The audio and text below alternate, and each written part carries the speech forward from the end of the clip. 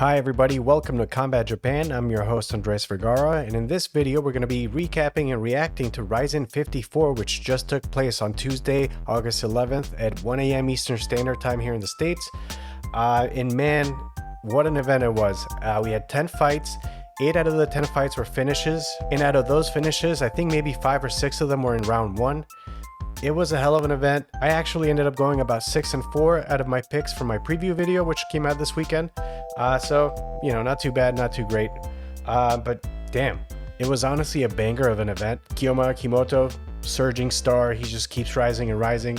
We'll get to it. I'm going to go through the entire card top to bottom. We're going to be breaking down every single fight and reacting to it. Let's get started with the top of the card here. One moment. All right, so the RIZIN 54 main event was a 145-pound match between Kleber Koike, who was a former featherweight champion in RIZIN, and a surging star Kyoma Akimoto, who's coming off of beating Patchy mix a few months ago. And the winner of this fight was kind of billed as whoever would take on the winner of the upcoming Razavali Shadolayev and JMMA fight. For those of you that don't know, Shadolayev, the current RIZIN champion, and JMMA, the current PFL champion, are going to be fighting each other next month in September, and the winner of that fight will become simultaneously both the PFL and the RIZIN featherweight champion. I'm not sure how that works in terms of defending the belt, but either way, everyone expects the winner of this fight to basically face off against the winner of the Shadolayev and Maki fight, which will be happening in September in Super RIZIN 5. So let's get back to this match here. So we have Kyoma Akimoto coming into this at 12-1. He's on a 5-fight win streak. And Kleber Koike coming into this at 36-9-1. Coming off of a win against Vugar Karamov. Kyoma Akimoto basically made light work of Kleber Koike here. I'm going to break down the fight round by round, but honestly, I was just so impressed with Kyoma. He just showed so much poise. And he's exactly what RIZIN needed in terms of creating a Japanese homegrown star. He is just a tactician. He's so awesome. So anyway, let's get into the fight. So round 1 starts with Kleber just throwing like an insane amount of kicks. So Kleber starts going for a bunch of leg kicks and then a bunch of teeps and then a bunch of body kicks. And he's just basically trying to keep Kyoma from coming toward him, just trying to maintain that range. And I think part of the game plan for Kleber was to just keep Kyoma backing up because he just kept basically driving forward and trying to strike with him in a weird, unorthodox way. Kleber is not really a striker. He's very much a submission grappler, more so than anything. And he's just kind of pressing forward and just kicking away at Akimoto the entire fight. Interesting choice. Perhaps they thought, you know, Kyoma is probably more successful when he's the one pushing the pace, when he's the one on the front foot. And they were like, hey, we're going to keep him backing up the whole time. And then whenever you can, try and go for a takedown. I mean, that's the only thing that makes sense to me, but what is the cost of that? When you're so active, basically throwing kicks every 3 seconds and trying to get him to back up, it comes at a cost, and that is your gas tank, right? So like right off the bat, you could see that Kleber within the first 2 or 3 minutes started to gas out a little bit, whereas Kyoma was just kind of reacting and choosing his shots, not really wasting much energy and just being very clinical about his striking selection. So on one hand, you have Kleber being extremely active in the striking side of things, and on the other side, you have Kyoma just kind of picking and choosing when he blitzes or when he throws anything.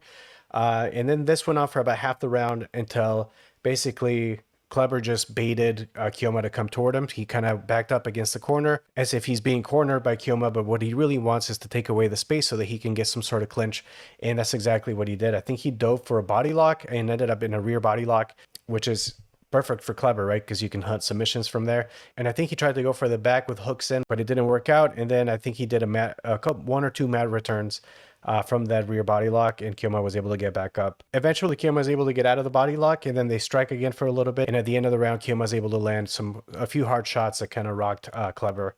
But essentially, the first half of the round was Kleber throwing crazy amount of strikes and Kyoma kind of reacting to it.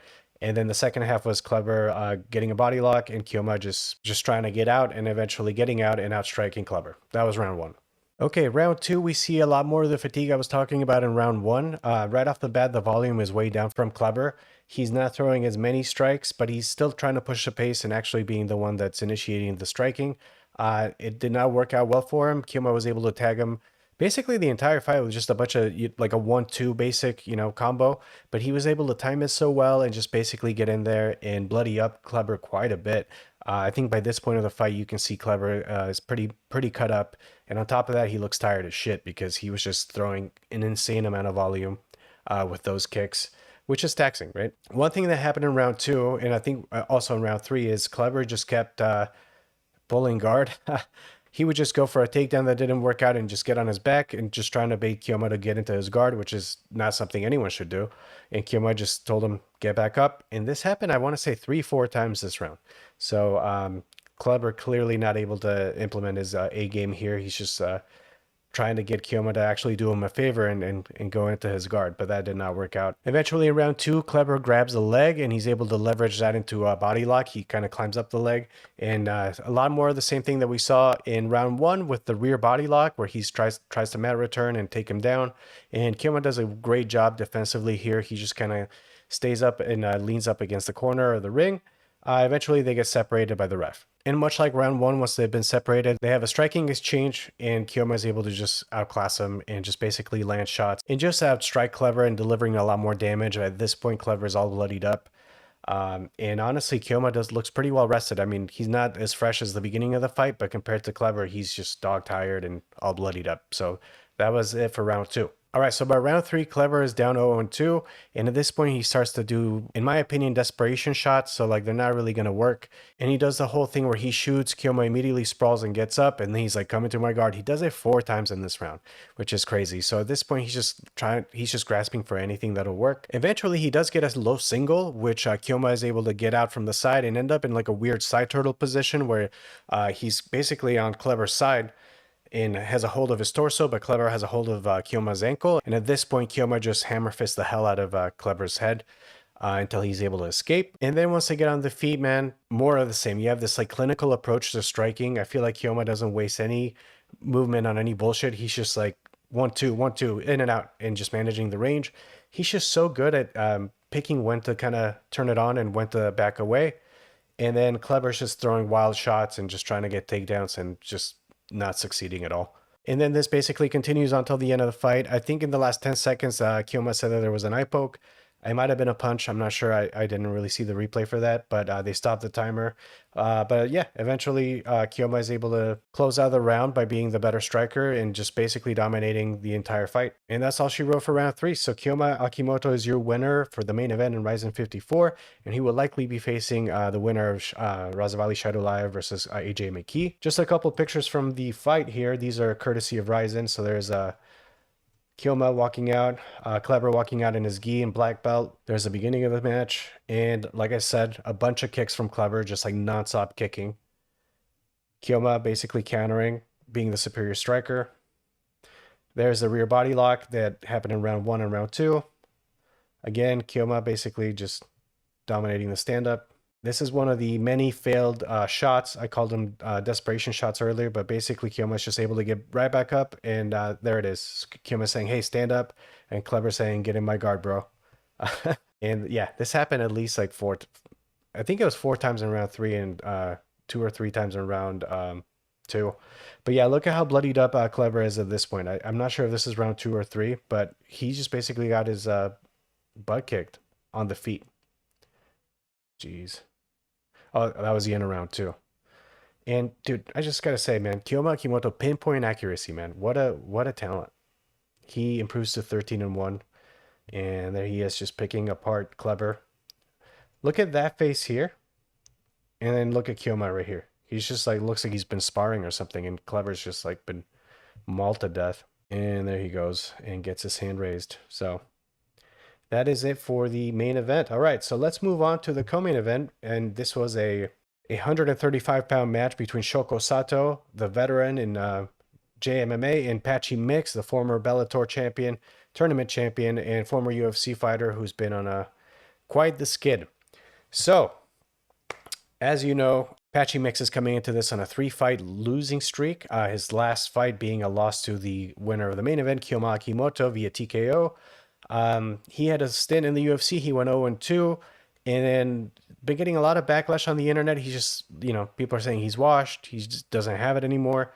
And he's coming into this with his back against the wall, to be honest. I mean, I think he signed a 3-fight deal with RIZIN, and his first fight was a loss, so this was a good chance for him to come back and kind of reestablish himself as a contender at 135. But instead of, coming in and having a great performance, he chose to miss weight by over 6 pounds and and enact RIZIN's weight miss rules, which is a no contest rule. The way that works is if somebody misses weight by over a half a kilogram, the fighter who made weight has the option to take the fight, and if they do, then the fighter who was over, if they win the fight, it is a no contest. So they don't get a win for coming overweight. And on top of that, they get a red card, which is a 2-point penalty in the scorecards if it goes to decision. So what this means is the fighter that made weight is already coming two points ahead if it goes to the scorecards. And if they lose, then it's a no contest. So it's not a loss on their record. Now, if the person that came in overweight loses, then it is a loss on the record. So it's kind of a really big incentive for fighters to make weight because you come in at such a disadvantage if your opponent chooses to move forward. And this is kind of a nice way to handle it. I know in the UFC, a lot of people get pressured into just taking the fight anyway, and it is what it is. So the guy that comes in overweight wins. It's a win because the other guy accepted. Here, you get penalized. And I think culturally, Japan just really, really hates weight misses. Like, this is worth mentioning. During walkouts, the commentary team was saying that there were audible boos for Patchy Mix coming out because I think the fans felt disrespected that he missed weight so blatantly, man. He came in at like 142 or something. And Shoko Sato made a comment saying like, hey, you're disrespecting me. You're disrespecting the RIZIN. So I'm going to show you what's up. So I think, he had the whole crowd against him, on top of having the whole internet against him in a way, just basically doubting him and basically talking mad shit. So kind of a real missed opportunity here. But moving on to the fight. So let's break it down round by round. All right, so starting in round 1, Shoko Sato is working the leg kicks quite a bit. There was a bit of a feel-up period. I think it was about a minute or two before anything really happened. They were just kind of kickboxing and feeling each other out, but Sato was working a lot of leg kicks throughout that time. At some point, Shoko Sato just basically overcommits and just like comes in too hot, at which point Patchy's able to grab a rear body lock, which he actually turns into a back take and almost cinches in a rear naked choke. So this is probably the best he's looked in the last 4 or 5 fights. He's about to finish Shoko Sato. He was under the chin, but Shoko Sato is able to withstand the submission attempt. He is eventually able to separate the hands and trap one of Patchy's hands underneath his own armpit. So very common defense to a rear naked choke is being able to trap your opponent's arms in your own armpits and just kind of hold on like this. But yeah, Shoko Sato was able to get out of the submission attempt, and that was probably the closest Patchy was to finishing the fight.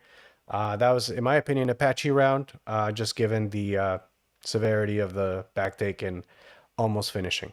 All right, so moving on to round 2. All right, so round 2 is a different story. So in round 1, Shoko Sato got a little bit careless and got his back taken. In round 2, he kept his distance. He actually kept attacking the legs quite a bit, so much so that one of the leg kicks took out Patchy's leg from under him, and Patchy dropped to the ground. Much like the Kyoma Akimoto fight, Patchy did look slow in the striking exchanges. Sato was definitely winning the striking portion of it. In the middle of the round, Patchy is able to get close enough to grab a front body lock and push Sato against the corner of the ring.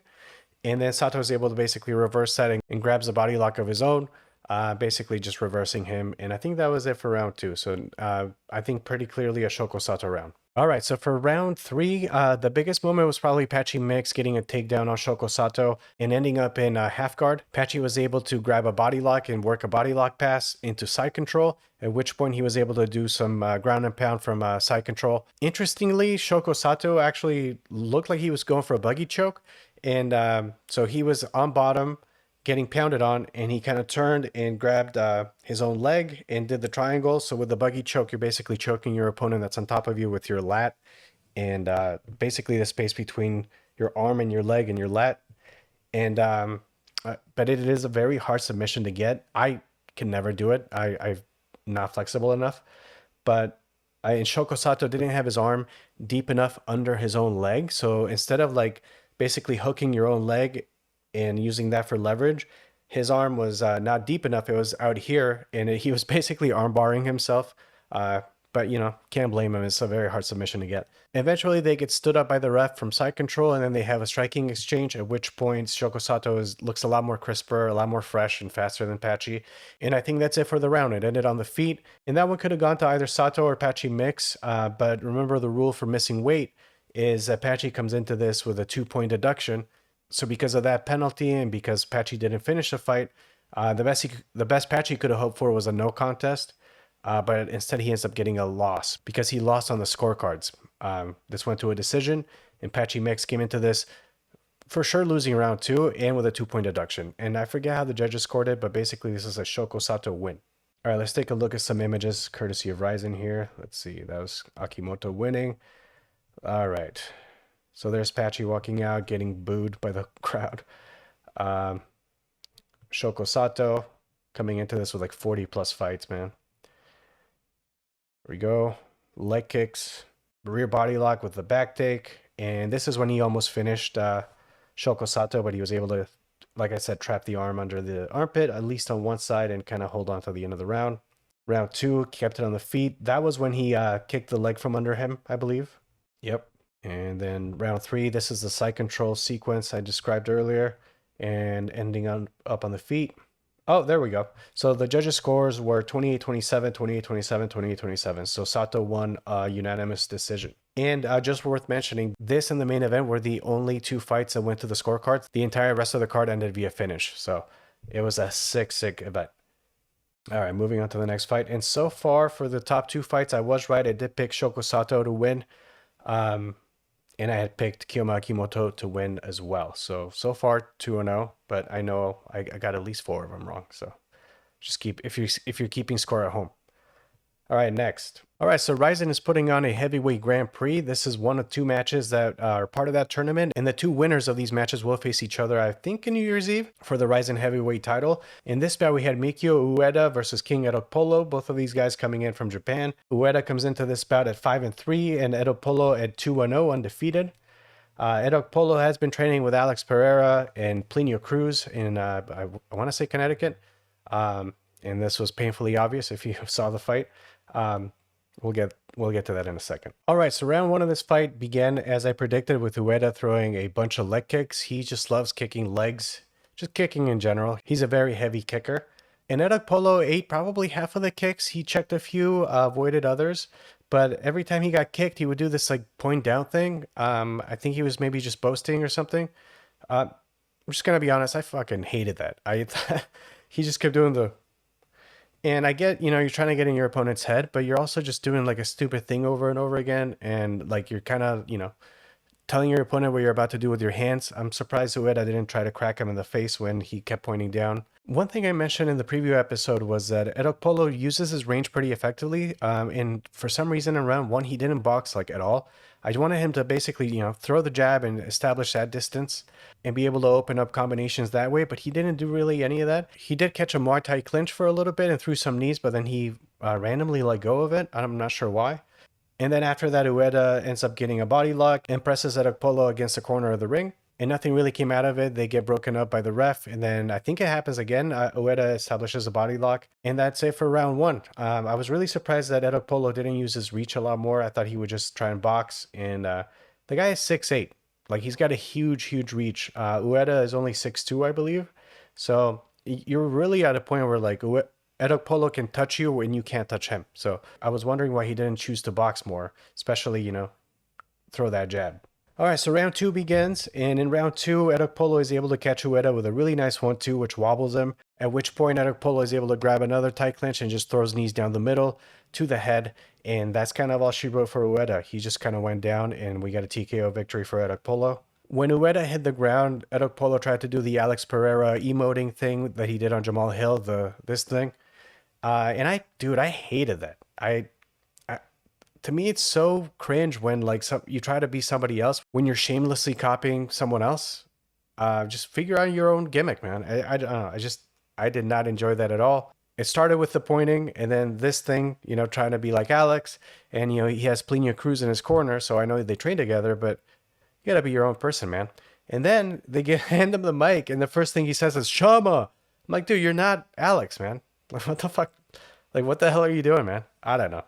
maybe it annoyed me way too much, but I did not like that at all. But regardless of what I think, he moves on to the finals of this Grand Prix and also improves to 3-0. So he has beat Taka Kenshin, Ryo Sakai, and now Mikio Ueda. So he's 3-0, 6'8", very lean. He can be a real problem for anyone if he's able to put everything together. But yeah, be your own person, man. I did not enjoy that at all. Let's just see if they have any pictures here. Yep, so there's the knees down the middle. I wonder if they'll show like their size difference. It's just so stark. There's the knee, body lock from Ueda. Yeah, look at that. Knees down the middle, goes down, and there he is. TKO victory, 3-0. And there he's saying Shama. All right, moving on to the next bout. All right, so this is the second of the heavyweight matches in the heavyweight Grand Prix, and this is between Tsuyoshi Sudario versus Ryo Sakai. Sudario coming into this at 9-4, and then Ryo Sakai coming into this at 15-15. Ryo Sakai's last fight was actually against Sudario's brother, Taka Kenshin, and he lost via round 1 TKO. Somebody in the comments in my previous video asked me which pick I was most confident in, and I said I will bet my entire house on Sudario winning. I was that confident that Sakai stood no chance, and that's exactly what happened. So let's break it down. All right, so round 1, we start with a calm Sudario. So if you ever see any of his fights, he's pretty intense. He throws heat from the right side. He throws like a lot of hooks and powerful kicks. He's extremely flexible for his size. But in this case, we got a kind of a measured, conserving energy Sudario, which was a little different. And then Sakai was just kind of doing his thing, looking for openings here. We did see quite a few leg kicks from Sudario and then a few combinations, one of which rocked Sakai a little bit earlier in the round, but Sakai was able to recover quite nicely. But eventually in these exchanges, Sudario is able to catch him with a cross and then a right hook, which drops Ryo Sakai, at which point Sudario proceeds to soccer kick the hell out of his head and then hammer fist his head. Super brutal. They stopped the fight right away. So much like his brother Taka Kenshin, Sudario is able to finish off Ryo Sakai in round 1 via TKO. And moves on to the final of this Grand Prix, heavyweight Grand Prix. So he will be facing King Edokpolo. I want to say New Year's Eve, I'm not sure. But they will be facing off for the RIZIN heavyweight title. Let's see if we got any pictures here. Okay, so here we see some of the leg kicks I was talking about. Kind of the measured approach from Sudario, hitting him with that right cross. And I think that's moments before he's about to just drop him. Yep. And that is, so this is the right hook that drops Sakai coming here. And then he drops to the ground, at which point Sudario is able to just kick him in the head. And that's it, round 1. I think a really interesting fight would be Taka Kenshin versus Sudario. They're brothers. They're both former sumo wrestlers. I know a lot of people want to see that. And maybe there is an appetite for that, especially if Sudario is able to capture the belt from King Edokpolo. But we'll see. All right, moving right on down the card. Oh, and I keep forgetting my picks. So just to recap, I had picked Kyoma to win. I had picked Shoko Sato to win. I had picked King Edokpolo to win. And I had picked Sudario to win. So far, I'm a genius. Just kidding. All right, so we have a fight here that was supposed to be part of the main card, but actually got demoted because much like Patchy Mix, Alibek Gadzhammatov missed weight. Not as egregious as Patchy. I think he missed by like 3 pounds or so. But again, it's a big no-no to miss weight, especially in RIZIN. And yeah, they were like, you're no longer part of the main card. We're going to demote you to, I guess, the prelims. It's whatever they show before the break in the middle of the card. But anyway, this fight was supposed to be contested at 125 pounds. Yuki Ito from Japan coming into this at 20-7 versus Alibek Gadzhammatov coming into this at 6-1. All right, let's break this one down. All right, so because of the weight miss and the no contest rules, Alibek Gadzhammatov did come into this with a 2-point penalty with a red card, and the best he could hope for was a no contest. And also worth mentioning for Yuki Ito, he's actually 5-0 against fighters outside of Japan, so they were keeping track. He's basically defeated every non-Japanese fighter. All right, so round 1 was pretty uneventful. They felt each other out. Gadzhammatov cracked him with a right cross, I believe, and then ended up going for a takedown. Yuki Ito was able to get right back up, and Gadzhammatov maintained the body lock. Ito is able to escape the body lock, and then they had a few flurries back and forth. And then I believe Gadzhammatov is able to get a clinch again and press up against the corner of the ring. And that was basically it for round 1. All right, so for round 2, started off with some hard combinations. Gadzhammatov ends up going for another takedown and actually takes Yuki Ito's back. He starts working for a rear naked choke with a body triangle. and it looks like it's about to go in, much like the Patchy mix rear naked choke attempt. But Ito's able to basically escape. He's able to not only undo the hands, but undo the body triangle and get out of it. And then as soon as they stand up, Yuki Ito is able to grab a submission attempt of his own, and he basically grabs an anaconda choke, and it's like a Darce where they end up choking themselves with their own shoulder, which is up here, and then their opponent's arm, which is grabbing onto them and just squeezing, right? So he grabs the standing anaconda grip and basically tries to finish it from standing, and just squeezes the hell out of Gadzhammatov. And then I think they end up going to the ground, and he tries to finish it from there. And it looked really tight. It looked like it was about to put Gadzhammatov out. In fact, it might have, because I don't think Gadzhammatov tapped. But as soon as Yuki Ito's arm burnt out and he let go of it, Gadzhammatov was like basically finished. He like didn't know what was going on, and then Yuki Ito was able to unload strikes and just rain down punishment. And this gets stopped via TKO. You had Yuki Ito almost choke the lights out of him, and then basically lets go and just beats the hell out of Gadzhammatov. And the ref had to step in because Gadzhammatov wasn't defending. So very, very nice victory for Yuki Ito. And this was a pick that I got wrong. I had picked Gadzhammatov to win. But happy for Yuki Ito for keeping his streak alive. He's now, what, 6-0 against non-Japanese fighters, and he continues that trend. And yeah, it was a really hard-fought battle. Really good stuff from Yuki Ito there. Let's just see if we got some photos here. There's Gadzhammatov from Dagestan, Yuki Ito. There's some of the exchanges they had on the feet, the body lock to the back take. Wait, is this round 1 or 2? Okay, yeah. So round 2 was the one with the, yeah, look at that. He's got a full-on body triangle. He's like under the chin, and he didn't finish that, dude. That's kind of crazy. And then that is Yuki Ito being able to get out of it, and that's his anaconda grip. So he's got his arm on the side of Gadzhamatov's neck, and then on the other side, he's grabbing his own arm like this, and he's got Gadzhamatov's arm trapped on this side. And then as soon as he let go, he might have actually finished him. I think maybe he like went out and then came back. And then that's him just raining down punishment. Yuki Ito victory. He remains the defender of Japan. He will not lose to anybody that's not Japanese. All right, next fight. All right, so we had a featherweight bout here between Kazumasa Majima and Koji Takeda. This one was a grappler's delight. It was grappler versus grappler. As I mentioned in my preview video, Majima has got like, what, 16 out of 19 wins are submission. Takeda has a lot of wrestling experience, but I think he only has, let's see, yeah, 6 submission wins out of his 19 wins. Both of these guys coming in here with 19 wins. All right, let's break this one down real quick. All right, so round 1 begins, and as I mentioned before, Majima does not strike. The man will not strike. He immediately went for a body lock, and he got it, a rear body lock on Koji Takeda, and is basically trying to either work a takedown from there or a back take. He ends up doing a mat return, and Koji Takeda is able to get right back up. And at this point, Majima is the one in control. Basically, Takeda is defending a takedown attempt or a back take from Majima. But Takeda had a Uno reverse card up his sleeve. He basically, so when somebody grabs your body from the rear, you can grab a Kimura grip on their hands and basically reverse them. And this is something Kazushi Sakuraba used to do all the time whenever he got rear body locked. But basically, they went down, and Takeda, because he had a Kimura grip on Majima, he was able to come down and use that Kimura grip as a lever to kind of get on top.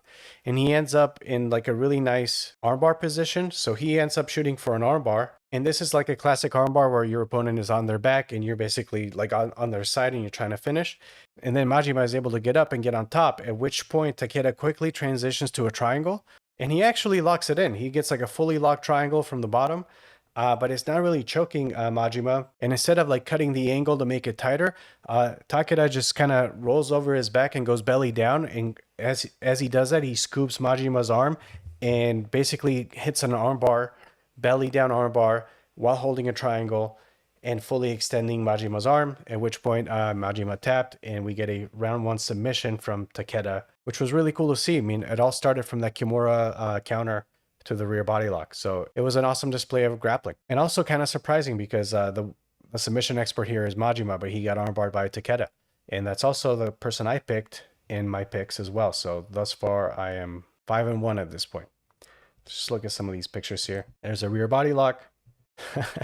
Yeah, this is round 1. So like Takeda's trying to, strike, and then immediately he's like, nope, body lock. And okay, so at this point, Majima is still controlling. Here's the reversal where he ends up in that armbar position. This is kind of hard to see, but this is what I was talking about where he's belly down. So Takeda has a full locked in triangle. So that's what this is. So that's Takeda's legs with a triangle on Majima's head and arm. But what's happening here is that this arm that you can't see is being completely armbarred by Takeda because he scooped it up as he went belly down. Yeah, he got the tap from the armbar. Look how happy he is. It's awesome. All right, moving on. All right, so we have a bantamweight bout here between Joji Goto and Azabek Temirov. Joji Goto comes into this at 20 wins, 9 losses, 1 no contest. His last fight was a loss against Danny Sabatello for the bantamweight title in RIZIN. And then Temirov comes into this at 6-2 with the 2 losses on his record being from decisions and basically just steamrolling everybody else that he went up against. This is another pick I got wrong. I thought Temirov would basically come in and just do a round 1 finish, which he's been known to do, but that did not happen. All right, so let's break this down. So starting in round 1, I guess right off the bat, Temirov was like unusually passive in this fight. Usually he's like kind of steamrolling people and just kind of trying to get a finish as soon as possible. I don't know if there was like somebody in his ear saying like, hey, we need to see how you do like all 3 rounds, because basically anytime he's gone to the scorecards, he's lost, right? So I wonder if somebody was like, hey, you know, try and win your first decision or something, but the urgency to finish wasn't there in my opinion. Or maybe he's hurt, who knows. But yeah, very timid. I think the first 2 minutes of the round was very inactive, just like feeling each other out, nothing really happening. And then Joji is able to actually throw a knee up the middle and then followed up by a cross, which really hurt Temirov, at which point Joji's able to capitalize and grab a tight clinch and just throw a bunch of knees and elbows, which were like honestly unanswered. Like I think they could have stopped the fight at this point because it was just a barrage coming from Goto and Temirov wasn't really defending. Joji then actually takes him down and is able to work the back. And I think Joji has gotten 2 twister finishes before, and it looked like he was about to do it a 3rd time here. He was trying to set up a twister, but Temirov is able to get out of it. And then Goto just basically takes the back and just finishes with a rear naked choke. And we have Temirov tap out to submission. And that was it. I guess, yeah, I'd be curious to know, why was Temirov so timid? Like what's going on there? Not to take anything away from Goto. He had a great game plan and he, you know, won fair and square. Round 1 stoppage. Looked really great, actually. And he actually called out Danny Sabatello again. He's like, I won that one back because he lost to Danny Sabatello. So, yeah, exciting stuff. Bummed out to get that one wrong, but awesome fight nonetheless. Let's see what they have here. I think that was the knee down the middle that rocked. Yeah. So that was the knee and the cross that rocked Temirov. And then he was able to throw the barrage of unanswered elbows. And then he was able to take him down. That's him trying to work the twister there. Basically, it's like a twisting of the spine submission. And then he ends up going for the rear naked choke. Pretty straightforward. All right. Next. All right, so here we have a 125-pound match between Joe Hiramoto and Jolly. This one, I also got wrong. I had picked Jolly to win, but we have Joe Hiramoto coming into this at 3-2, and Jolly was undefeated coming into this.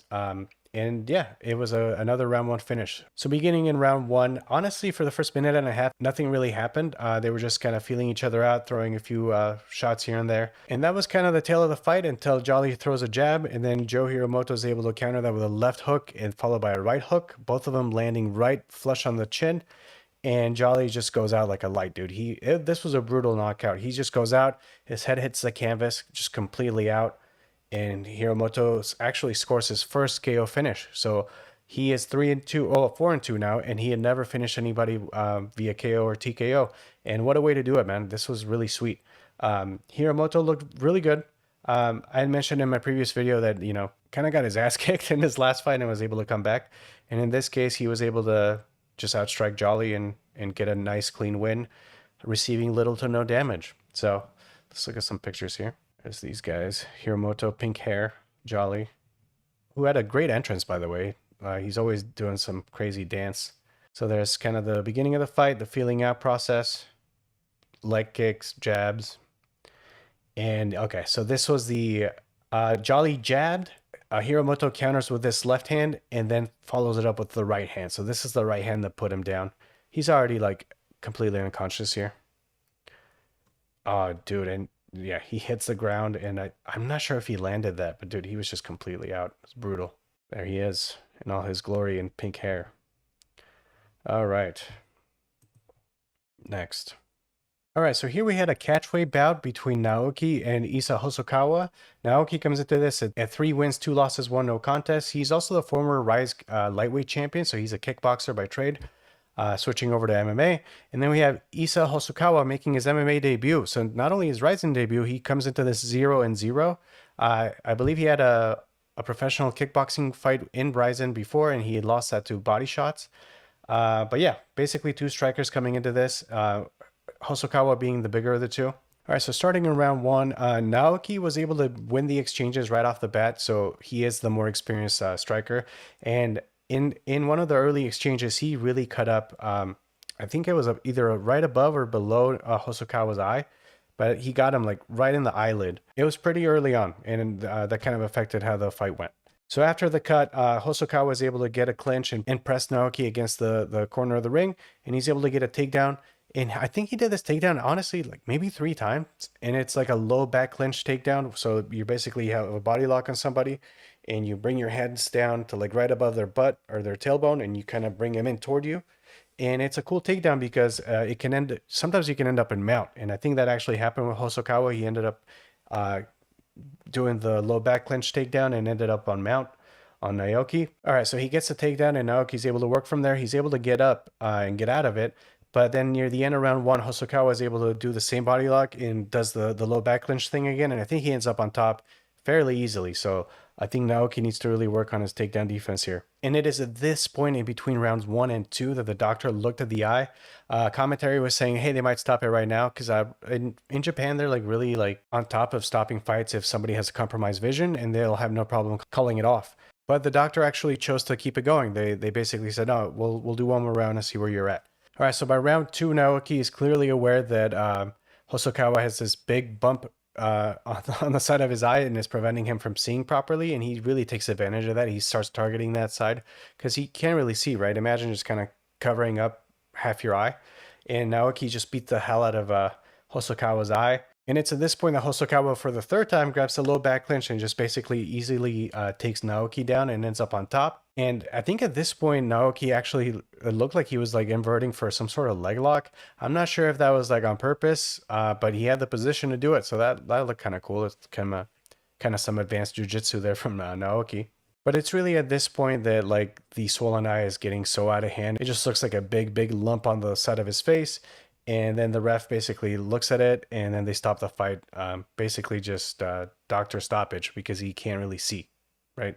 So Naoki gets a win here via TKO doctor stoppage. So unfortunately, it was the eye that did Hosokawa in. And honestly, I thought he looked really good. I think the ability to take people down like that at ease was really promising, and he had pretty decent striking. Obviously, not as good as Naoki, who was a kickboxing champion. But I would like to see Hosokawa again. And hopefully, you know, he's able to make it to the end. Or, yeah, it just sucks when it's a doctor stoppage, I think. But, all right, let's see what images we got of this fight. All right, so there's Hosokawa walking out. Naoki with this pink hair. Look at this. Okay, yeah, so there's some of the early exchanges here. This is probably when he got his eye all jacked up. This is Hosokawa on top after doing one of his low back clinch takedowns. And yeah, look at that. I mean, Hosokawa was right on top of him for the end of the round. And then, yeah, for round 2, pressed him up against the corner there. Oh, and this is when Naoki's basically taking advantage of the fact that Hosokawa can't really see. Dude, yeah, look at that eye. So that's what the ref saw, right? Like in the middle of round 2 or maybe toward the end, and he just sees that and he's like, okay, this guy can't fight anymore. If you can't see, we can't have you in there taking this kind of punishment. And there's the doctor stoppage for Naoki. This one I did pick Naoki to win, so I am back up after being wrong a few times. All right, next. All right, so here we have the curtain jerker, the first match of the night, and this was Arata Mizuno from Japan versus China's Kaiwan Lee. Mizuno comes into this at 9-1. He is the interim featherweight champion over at Deep MMA. And then Kaiwan Lee is a former wrestling champion, and he is 0-1 in RIZIN. In fact, I didn't know this until the broadcast said it, but no Chinese fighter has ever won in RIZIN. So that's kind of an interesting stat. But Kaiwan Lee changes all that. So, all right, so let's go into this beginning in round one. All right, so as I talked about in my preview video, Kaiwan Lee came into this real aggressive at first. He's kind of a all gas, no brakes type of fighter.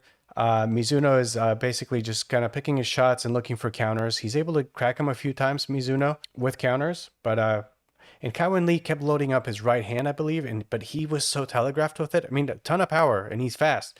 But, you know, when you're like back here, people can see that coming, especially, and if you're a gifted striker, then you're able to, you know, get out of the way or throw some sort of counter. Okay, and then later in the round, Kaiwan Lee is able to just land the massive freaking elbow that completely drops Mizuno. And on his way down, Mizuno instinctively grabs a single leg and just like holds onto the leg, while Kaiwan Lee is just dropping down freaking everything, just like hammer fists, elbows. And a lot of them went unanswered, and I honestly thought they were going to stop it at this point, because basically you have Mizuno just holding onto the leg while Kaiwan Lee's just basically just pummeling him. But to Mizuno's credit, he was able to recover and actually grab he climbed up the leg and grabbed a body lock. And then once he grabbed the body lock, he grabbed it against the ring, and I think the rope is in between the hands, so that refs had to stop him and basically rearrange the hands so that the rope wouldn't be in the way. And this gave Mizuno a lot of time to recover. So they end up resetting, and Mizuno has the body lock. And you got to remember at this point, Mizuno is hurt. He basically got dropped and was able to survive to get this body lock, but then nothing really came off of that.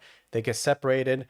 They stand up again. And to me, it actually looked like Mizuno hurt Kaiwan Lee with a straight punch, and then he throws a knee down the middle. And at which point he kind of overcommits and just charges in. And as he's charging in, he gets countered by Kaiwan Lee, who throws a right and a left hook back to back. And both of them just land very cleanly on Mizuno, and they just completely drop him. And then once Mizuno hits the ground, Kaiwan Lee just unloads on him, just hammer fist until the ref steps in and gets China's first win in RIZIN. So he gets redemption from his previous loss in RIZIN. He's now 1-1, and he happens to be the first Chinese fighter to get a win in RIZIN. So congrats to Kaiwan Lee. Not congrats to me, though, because I had picked Mizuno to win this one. But, you know, can't get them all right. All right, let's see here. Kaiwan Lee coming in, all tatted up. Mizuno. I think this was right after the elbow that dropped Mizuno. Yep, Kaiwan Lee drops Mizuno. He instinctively grabs the single leg here. And then you got to keep in mind the whole time Kaiwan Lee's just unloading on him. And they get back up. And I think this is when Mizuno is able to get that straight punch followed by a knee. And he kind of overcommits. And this is, yep, Kaiwan Lee basically dropping him for a second time in round one. And gets a stoppage win. All right, we'll switch back here. And that was it. That was the breakdown of the full card. I really, really enjoyed it. As you can tell, we had a bunch of round one finishes. Really, the only two fights that won the distance were the main and co-main. As far as announcements go, I think they announced that Noel and Kate Lotus, which was supposed to be on this card, will actually take place in RIZIN Landmark 16, which I think is in October. Kate Lotus, I think she had a knee injury, so she had to pull out of this card. They had some Landmark 16 bouts. I'll probably cover that in a different episode. And then, oh yeah, they announced that Landmark 17, which is in Chiba, the prefecture next to Tokyo, it was going to be RIZIN Landmark 17, but they're upgrading it to a numbered event. So it'll be RIZIN 55. So that'll be in November. I think it's November 8th. I'm not sure. But yeah, that is it. If you made it this far, you have crazy stamina or you're just really bored. But that's it. That is the full card reaction and recap. I will continue to cover RIZIN and Japanese combat sports in general. As you know, I love sumo, I love kickboxing, and I'm just one guy doing my best to kind of do all of it. So bear with me. But yeah, that is it. Thank you so much to all of you that watch. For all of you that subscribe, I really, really appreciate it. We'll catch you in the next one. Great event, great fights, great fighters. A lot more to come from RIZIN. All right, we'll see you next time. Bye.